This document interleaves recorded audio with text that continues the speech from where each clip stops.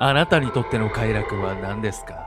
遡ることおよそ8年前の2013年3月19日、イギリス東部にある都市ピーターバラに住む男性、バラルカシュ・スラボウスキーは高鳴る胸を抑え込むのに必死でした。それは彼がとある女性に声をかけられ、共に夜を過ごす約束を取り付けたから。その女性の名前はジョアンナ・デネヒー。彼女は自宅に到着したバラルカシュを部屋に招き入れると、早速細長いあるものを取り出します。その手には刃渡り15センチほどのダガーナイフ。そして彼女はそのナイフで何のためらいもなくバラルカシュの心臓を一突きしたんです。バラルカシュを殺害した瞬間、ジョアンナにはある感情が湧き出ていました。それは絶頂に上るほどの殺人の快楽。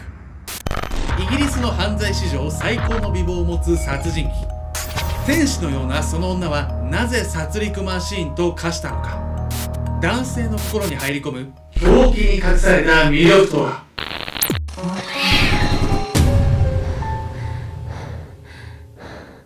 おっそうす、明日は大阪行くよ、ケンちゃんです。惑わせた男は星の数。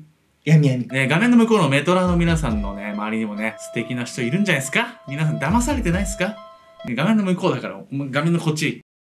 本日ご紹介するジョアンナとは一体どんな人物なのか。美しい花にはトゲもあるというんですけど、ジョアンナにはトゲしかなかったんです。天使の皮をかぶった悪魔。遡ること39年ほど前の1982年、イギリスハートフォージャー南部の高級住宅地。チャイってなんだよ。高級住宅地。チャイのみてえはセントオールバンズに一人の可愛い女の子が誕生しました。名前はジョアンナ・デネヒー。警備員の父と販売員の母を持ち、庭付きの広い家で暮らします。3歳年下の妹マリアと仲が良く、マリアが学校で悪口を言われれば、その相手のところへ出向いて謝らせるなど、妹思いの優しい一面も。いや、全然、頼れるお姉ちゃんじゃない。なんでそんな声男みたいな。時々ね、聞いてもらえな。しかしね、成長とともにね、ジョアンナにね、ある変化が訪れるんです。天使のような優しい表情を浮かべていたジョアンナでしたが、10代半ばになり思春期を迎えると次第にある変化が。それは反抗期。これだけならば誰にでもあることなんですが、ジョアンナの反抗期は収まるところを知りませんでした。なんと酒や違法薬物に手を染めるほどこじらせてしまうんです。学校でも平気で酒を飲んで停学を繰り返し、さらには万引きで警察に逮捕までされてしまう始末。両親はそんな娘を更生させようと様々な努力を尽くしたんですが、その甲斐なく彼女は高校を中退してしまいます。反抗期は誰しもあることだけど、ちょっと、これは度を超えすぎてるわよね。確かにね。でもね、なんとここで彼女がね、唯一心を許せるね、人物が現れるんです。アウトローなジョアンナでしたが、中身は思春期の女性。彼女は一人の男性と恋に落ちていました。それが6歳年上のジョン・トレーナー。実はこのジョンもかつて10代の頃に薬物や窃盗などの非行の道に進んでしまった過去が。そんな彼だからこそ、ジョアンナを過去の自分と重ね合わせ、分かり合うことができたんです。一方、ジョアンナもそんなジョンにだけは心を開き、両親から弁護士になるように期待され、息が詰まるのと打ち明けていました。まあ彼女にもね、ちょっと親からのプレッシャーとかいろいろあったのかもしれないよね、これはね。まあなんか思春期ね、真っ只中っていうのがあって、いろいろ思ってたことをね、親に素直に話せなかったんじゃないですか。そんなジョアンナにとって、ジョンは救いの存在であった一方、親との溝をね、広げる一因にもなってしまったんです。ジョアンナとジョンの交際について双方の両親は猛反対。理由はジョアンナが未成年だったこと。しかし2人は全く聞く耳を持たず、ついにジョアンナが15歳の時駆け落ちしてしまうんです。結果的に多くの人の反対を押し切った形になってしまいましたが、2人の感情は勢いに任せたものではなく真剣そのもの。お互いを人生のパートナーと考えるほど真剣なものだったんです。その証拠にジョンは彼女が16歳になるまではプラトニックな関係を守り、彼女の生活を支えました。いやマジ真のイケメンだわこれ。そしてジョアンナが17歳の時、彼女はジョンとの子供を妊娠。この時ばかりはジョアンナも酒や薬をやめ、お腹の子供を育てました。彼女が長女を出産すると、ジョンは1日17時間も警備員の仕事を行い、必死に家庭を支えます。イケメン。しかしこの出産がジョアンナの本性を呼び覚ますことになるんです。なんか私の予想以上にジョンがジョアンナのために頑張ってくれてる感じがする、これ。まあただね、残念なことに、出産を機にね、ジョアンナはね、どんどんストレスを募らせていったんです。実はジョアンナは子供が大の苦手。ジョンのことは愛していたので、二人の間の子供だと思えば我慢できると思っていたんですが、やはり無理でした。子育てはジョアンナにとって耐え難いものだったんです。ストレスを紛らわすために彼女が選んだ手段は、なんと近所の男性との不倫。なんでやねん。そしてジョアンナはとうとうやめていたはずの薬物にまで手を出してしまうんです。酒の量も日ごとに増え、家にいる間はずっと泥酔しているような状態に。そんな生活を続け、娘が3歳になった時に事件が起こります。泥酔していたジョアンナが娘を階段から突き落としてしまうんです。このままでは娘の命が危ない。ずっと我慢していたジョンでしたが、この事件をきっかけに娘を連れて家を出て行ったんです。ジョアンナは分かってたけど異常すぎるわね。なんか聞いてる感じ、人としての感情が本当なんもない感じがするわ、私。まあそうっすよね。そこがこう今回のね、うん話で一番怖いところでもあるんですよね。しかし、ジョアンナはなぜここまで異常な人間性を持つ女性になってしまったんでしょうか。序盤で見てきた思春期の反抗期のこじらせ方も普通ではないと言えますよね。その理由が判明したのは、ジョアンナがジョンと別れた後、彼女が酒や麻薬を買う金欲しさに窃盗の罪を犯して刑務所に送られていた時のこと。この刑務所でのジョアンナの態度は最悪そのもの。あまりに更生の兆しが見えなかったので、見かねた刑務所の職員が彼女に精神鑑定を受けさせたんです。この精神鑑定により彼女に隠されたある人格が判明するんです。それは反社会性人格。いや、分かってたわ。反社会性人格とは、いわば他人の権利を侵害してはいけない、暴力行為はいけないと判断する理性が欠落している人格のこと。特徴として、うつ病や薬物依存、アルコール依存などに陥りやすいというデータもあるんです。これらはジョアンナに全て当てはまっています。この反社会性人格は、れっきとした精神疾患で、はっきりした原因は現代医学でも不明なんです。両親の過度な期待や周りからのプレッシャーで発症する可能性があると言われています。前のさ、半端ない反抗期はもうこのせいだってこと？まあそういう可能性はありますよね。はい。成長とともに彼女の中のね、歪んだ人格がどんどん表に出てしまったのかもしれません。一方で、ジョアンナと別れたジョンは平穏な生活を取り戻していました。しかしね、そんなね、平和がね、長くは続くわけなかったんですよ。儚い希望。娘との平穏な生活を取り戻したジョンは、風の噂でジョアンナの話を聞いても自分には関係ないと無視するようにしていました。しかし、ジョアンナから再び連絡が来るんです。また一緒に暮らしたい。ジョアンナからの連絡を受け、ジョンはかすかな期待を抱きます。もう大丈夫かもしれない。なんと彼は彼女とよりを戻してしまうんです。バカ。絶対ダメでしょ、より戻しな。なんで大丈夫のとか思っちゃうわけこれ。まあそれはね、共依存なんですよ。共依存。なんか聞いたことあるわ。前ね、アルゴメントに双子のね、動画でもやったんですけど、共依存というのはですね、相手に自分が必要とされることを必要としてね、結果お互いこう依存し合う関係のことなんですよね。つまり、ヤミコさんと俺がいないとダメだよな、みたいな自分のことが好きだったりとか、そういう頼ってくれてるヤミコさんが好きみたいな、そういうことなんですよ。まあ事実なんですけれども。ジョンとよりを戻し、金銭的に安定した生活を手に入れたジョアンナ。しばらくの間は穏やかに過ごしていました。しかし、あることがきっかけで、再びジョアンナの中の悪の人格が覚醒するんです。それは2006年にジョアンナが次女を出産したこと。そう、ジョアンナは大の子供嫌い。お腹を痛めた我が子に対しても子育てのストレスで嫌悪感が募っていくんです。そして彼女はまたしても酒と違法薬物に手を出します。愛すべき娘たちには目もくれず、違法薬物をやりすぎて外で気を失ったり、薬物を得るために他の男に体を売ることもありました。もうクソ。そんな生活を続けて3年ほど経ったある日、決定的な事件が起こります。年々お酒が飲む量が増えていったジョアンナ。その日彼女はなんとアルコール度数の高いウォッカを2リットルも飲み干したんです。ジョアンナは泥酔してまともな意識ではなくなった状態で、今にいるジョンと子供たちへと向かいました。そしてジョンはジョアンナの姿を見て驚愕します。なんと彼女の手には刃渡り15センチ以上もあるダガーナイフが握られていたんです。もう怖すぎよ、もう本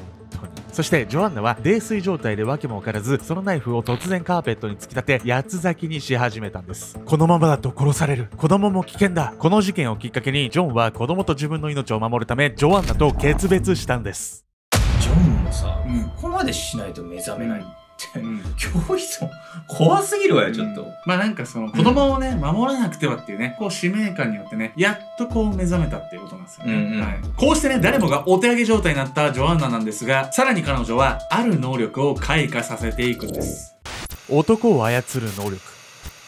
ジョンと別れたジョアンナは酒と違法薬物を続けるため窃盗や身売りを繰り返し何度も刑務所に入りました。そしてジョアンナは2009年にイギリス東部にある都市ピーターバラのアパートに移り住みます。アパートに入居するための大家との面談でジョアンナは、私は父親に性的虐待をされていた、我慢できなくなって父を殺し刑務所に入っていたと語り同情を誘いました。こうしてジョアンナは部屋を借りることができたんです。ここまでね見てきた皆さんだったらわかると思うんですけど、ジョアンナの父親はねジョアンナに虐待もしてないし殺されてもないんです。しかしジョアンナはこうした同情を買いつつ過去に殺人を犯したと嘘をついていたんです。相変わらず攻撃的な生活は変わらないジョアンナ。しかし彼女に惹かれる男性は後を絶ちませんでした。青い瞳、整った顔、まっすぐなブロンドヘアという美しいビジュアル、辛く苦しい過去を背負っているというギャップに男たちは魅了されたんです。中でも特にジョアンナと強い関係性を築いた男がいました。それがゲイリー・リチャーズ。彼は身長2メートル20センチのガタイのいい大男。このゲイリー、表面上は俺は悪党だと生きがっていたんですが、ダセえな。実際のところは盗み以上のことはできない小心者。だからこそ自分にない強い凶暴性を持つジョアンナを慕っていたんです。ジョアンナもまたゲイリーのような大男を従えることで物理的な力強さを手に入れます。全員バカ。2人はコンビを組むことでさらにその存在感と攻撃性を増したんです。美女のボスとさ、屈強な手下ってなんか最近の漫画とかアニメにいそうなキャラよね。めちゃくちゃキャラ立ってるわよこいつら。でも序盤で死ぬけどね、序盤な。周囲はこのコンビに恐れをなし、自分たちは最強とね考えてたそうです。向かうところ敵なしといったジョアンナ。彼女に次第にある感情が湧き上がってきます。それは人を殺してみたい。なんでやねん。もともと理性が歪んだ人格を持つジョアンナがゲイリーと組んで力を持ったことをきっかけに暴走を止められなくなったんです。そして彼女はイギリス中を震撼させる恐ろしい事件を起こします。2013年3月19日、ジョアンナは前日に知り合ったばかりの男ルカシュ・スラボウスキーに彼女になってあげると誘い部屋に呼び出します。美人なジョアンナと甘い時間が過ごせると思い全くの無防備で訪れたルカシュ。ジョアンナはそんな彼の心臓をめがけて持っていたダガーナイフを深く突き刺します。そして相棒の大男ゲイリーを呼び出し遺体を遺棄させたんです。ついに念願の殺人を実行したジョアンナ。その感覚はジョアンナにとって想像以上のものでした。とてつもない快楽を感じ抑えきれない殺人衝動に駆られます。次のターゲットとなったのはアパートの大家。最初の殺人から10日後、彼女は大家に突然襲いかかり体に何度もナイフを突き刺すんです。息絶えた大家の姿を見たジョアンナはしまった、またやっちゃったとニコリと笑います。いや怖えな。まさにさ、狂気っていう感じよね。でもこれゲイリーは、なんでこんなジョアンナに夢中になってんの？めちゃくちゃ従順じゃないこいつ。じゃんぐんじゃん。いい質問ですね。ヤミコさん、なぜゲイリーがジョアンナに夢中になっていたのか。それはですね、肝黄精神病というね病気がねなんですよ。はっきり言いなさい。肝黄精神病とは一人の妄想が他の人に伝染し同じ妄想を共有してしまう現象のこと。今回で言えば殺人に快楽を感じもっと殺せばもっと楽しくなるというジョアンナの妄想をゲイリーが共有していたわけなんです。ではなぜゲイリーは妄想を共有することになったのか。肝黄精神病を患っている人はお互いに親密な関係で周囲から孤立しているのが典型的なんです。これは例えば夫婦関係や親子関係、宗教の教祖と信者の関係などによく見られます。ゲイリーはね狂気の塊であるジョアンナと一緒にいたことや、周囲からもね孤立していたんですよ。つまりね典型的なね例なんですよ。さてね、妄想を共有してね悪事を働く最悪なコンビ。何度もねアルゴメトリーでも言ってるんですけどね、皆さん悪は必ず裁かれる。ちょっとムカつく。あっけない逮捕劇。同年の4月2日、ジョアンナにもっと人を殺したいと頼まれたゲイリーは土地勘のあるヘレフォードという町に彼女を連れて行きました。ゲイリーは閑静な住宅街で犬の散歩をしている男性のそばに車を止めます。と同時になんとジョアンナはすぐさまナイフを手に車から飛び出し、その男性をめった刺しに。血の滴るナイフを手に戻ってきたジョアンナはゲイリーの頬にキスをし、ありがとうと弾けるような笑顔を見せたんです。ねえ、これ早く誰か止めないとめちゃくちゃやばいことになるじゃないこれ。いやそうなんですよ。でもですね、実はねこの日ねもういろんな事態がね動き始めていたんです。実はですね、大家の遺体が見つかって警察はねジョアンナをね追ってたんです。ゲイリーの車は再び犬の散歩をしていた男性のそばに停車。ジョアンナは男性に駆け寄り、もっともっとと叫びながら40箇所以上をナイフで突き刺しました。そして彼女は男性が散歩していた犬を気に入り車に持ち帰ったんです。しかしジョアンナの運もここまで。目撃証言や防犯カメラの映像から警察はジョアンナの犯行と断定。すぐさま近辺の捜索を始めます。一方そんな状況などつゆ知らず、ジョアンナは先ほど盗んだ犬と公園で遊んでいました。車車内で待機していたゲイリーは周辺を走るたくさんのパトカーを見て異変を察知し、ジョアンナを置いて一人逃走。ジョアンナは公園に到着した警察にあっけなく逮捕されます。ジョアンナはですね、なんと逮捕された時も全く悪びれる様子もなかったんです。なんとですね、こう言ってたんです。人殺しなんて大したことない。ブスやデブになるよりマシよと言ってね、笑いながら踊ってたらしいんですよ。マシよ、マシよみたいな。もう踊ってたのはあんたの妄想でしょ。いやいやいや、本当に踊ってたんです。裁判ではジョアンナはあっさりと罪を認めます。そんな彼女に下された判決は終身刑。死刑制度が存在しないイギリスでは最も重い刑に処されたんです。多くの被害者を出した連続殺人鬼ジョアンナ・デネヒー。しかし彼女の被害者はナイフで刺された人だけではありませんでした。ジョアンナのニュースを見て恐怖に怯え苦しむ女性がいました。それは彼女の実の娘、当時14歳だった長女のシアン。シアンは母親が殺人者ということが友人にバレて学校を転校し、うつ病や悪夢に悩まされていました。いつか私も母のような殺人鬼になるのではと父のジョンに尋ねたこともあったといいます。人としての感情が欠落し、まるでゲームをするように殺人を楽しみ続けたジョアンナ。今でも彼女はその罪に対する謝罪の言葉を述べていません。本人がその罪を償うつもりがない以上、被害者の遺族の悲しみや苦しみは癒えることがないでしょう。彼女は出会う人全てを不幸にし、その人生を狂わせました。